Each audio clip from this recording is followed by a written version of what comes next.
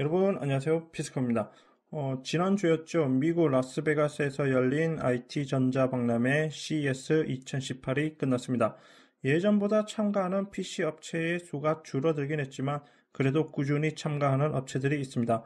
그래서 이번 시간에는 이 참가한 PC 업체들 중 그나마 국내에서 만나볼 수 있을 법한 제품들에 대해서 한번 살펴보는 시간을 가져보도록 하겠습니다. 첫 번째는 AMD입니다. 일단 AMD 같은 경우에는 작년에 라이젠을 발표하고 현재까지 판매가 되고 있죠. 그래서 이번에 발표한 내용에는 주로 이 라이젠 후속에 대한 이야기였습니다. 일단 바로 다음 달에 출시될 예정인 레이븐 리치, 그러니까 라이젠의 내장 그래픽이 적용된 모바일용 라이젠이 되겠습니다.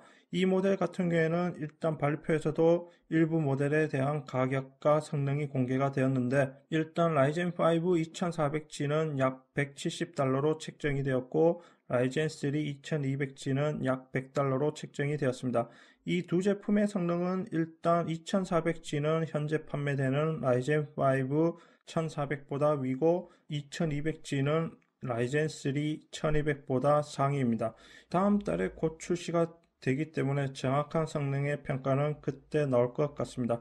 그리고 또 다른 후속 모델은 바로 현재 판매되는 1세대 라이젠의 후속 2세대 라이젠의 출시에 대한 이야기였습니다. 일단 출시는 4월에 예정이고 이때 맞춰서 현재 판매되는 X370, B350 칩셋의 메인보드 후속인 X470, B450도 나올 것으로 예정되어 있습니다. 그리고 2세대 라이젠 발표와 함께 현재 판매되는 1세대 라이젠의 가격 할인 정책도 발표가 되었는데, 일단 최상위 모델인 스레드리퍼 두 종류를 빼놓고는 모든 라이젠의 가격 할인이 들어갑니다.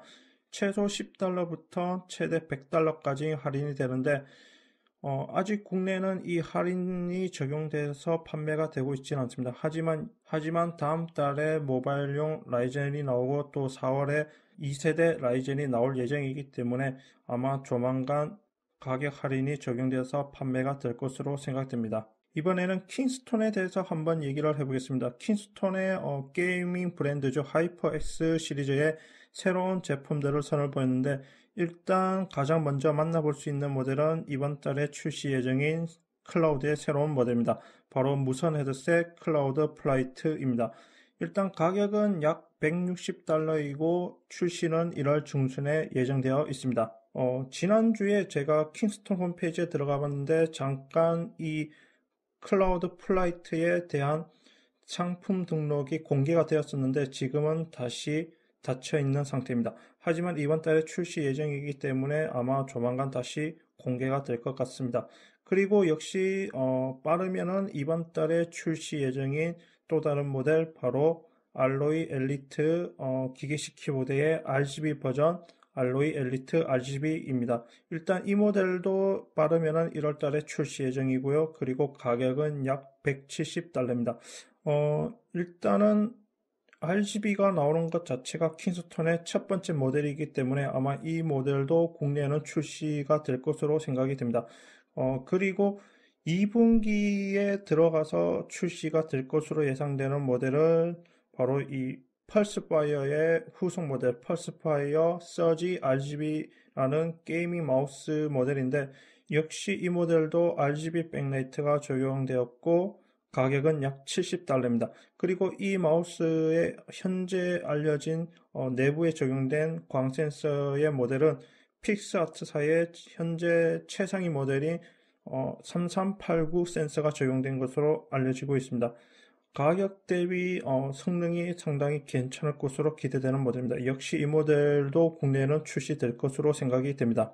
그리고 작년에 CES 2017에서 공개가 되었는데 아직까지 출시가 안 되고 이번에 다시 CES 2018에서 또 공개가 된 모델이 바로 이 하이퍼X의 DDR4 메모리의 RGB 버전인데, 이번에도 박람회에서 다시 공개가 되었습니다. 근데 제가 확인한 바로는 이 모델도 빠르면은 2분기에 출시될 예정이고 늦어도 여름에는 출시될 예정이라고 합니다. 그리고 이번에 처음으로 또 RGB가 적용된 새로운 모델을 공개한 게 있는데 바로 SSD입니다. 하이퍼X 퓨리 SSD 시리즈 모델로 출시가 되었는데 아마 제가 기억하기로는 만약에 이 모델이 출시가 되면 정식적으로 SSD에 RGB가 적용된 모델의 첫 사례가 될 것으로 생각이 됩니다. 사실 작년에 정식적으로 출시가 되었다고 보기 조금 힘들지만 커스텀식으로 RGB가 적용된 SSD 제품이 있었습니다. 물론 국내에는 출시를 하지 않았고요. 그리고 해외에서도 역시 정식적으로 판매가 되는 모델은 아니었습니다. 그래서 이 모델이 아마 출시가 되면 정식적으로 판매되는 RGB SSD 첫 모델이 아닐까 생각이 됩니다. 이번에는 실버스톤에 대해서 한번 얘기를 해보겠습니다. 일단 실버스톤 같은 경우에는 작년보다는 신제품 공개가 조금 적었습니다. 그래서 케이스 같은 경우에는 국내에도 곧 출시를 앞두고 있는 레드라인의 RL07 그리고 프리메라 시리즈의 PM02라는 두 케이스가 공개가 되었고, 그리고 아예 새로운 케이스도 두 개가 공개가 되었는데, 일단 모델명은 LD01, LD02입니다. 이 두 모델은 마이크로 ATX 메인보드가 장착되는 미니 타워 케이스고요. 그리고 두 케이스의 차이점이라면 사이드 패널과 전면의 강화 유리 차이입니다. LD01은 사이드 패널과 전면에 강화 유리가 모두 적용된 모델이고 LD02는 전면에만 강화 유리가 적용된 모델이라고 합니다. 이외에 나머지 공개된 제품들은 대부분 2.5인치 SSD나 M2 SSD와 관련된 제품들을 주로 공개를 했습니다. 이번에는 인윈에 대해서 한번 얘기를 해볼까 합니다. 인윈 같은 경우에는 일단 작년에 컴퓨텍스에서 공개가 돼서 이슈가 되었던 케이스인데 최근에 CES 2018에 다시 공개가 되면서 출시가 되었습니다. 정식 출시가 되었는데 바로 윈봇이라는 케이스입니다. 일단 이 케이스 같은 경우 홈페이지에도 등록이 되었는데 가격이 너무 비쌉니다. 비싸도 너무 비쌉니다. 케이스 가격만 3,500달러. 그러니까 못해도 한국 돈으로 단순히 계산하면 350만 원입니다. 이 케이스 하나만. 그래서 이 케이스 같은 경우 만약에 국내에 출시가 된다면 아마 아주 극소량으로 들어올 것 같습니다. 10개 미만으로 들어올 것 같습니다. 아니면은 예약 주문 형식으로 받든가 말이죠. 디자인은 일단 그래도 눈길을 끄는데 가격이 너무 비싸다는 것이 흠이기 때문에 과연 이 제품이 성공을 거둘지는 조금 의문이 듭니다. 그리고 이외에 또 다른 케이스가 새롭게 공개된 게 915라는 미들타워 케이스인데, 일단 이 케이스 같은 경우 유튜브 같은 동영상에도 올라와 있는데 가장 대표적인 게 이 상단에 있는 쿨링 시스템이 버튼 누르면 올라오는 그런 구조를 가지고 있고, 사이드 패널도 역시 원터치 방식으로 분리되는 그런 구조를 가지고 있습니다. 그리고 개인적으로는 기대가 되는 케이스인데 이것도 작년에 컴퓨텍스에서 처음 공개가 되었는데 이번에 다시 CES 2018에서도 공개가 되었습니다. 바로 A1 큐브라는 미니 케이스입니다.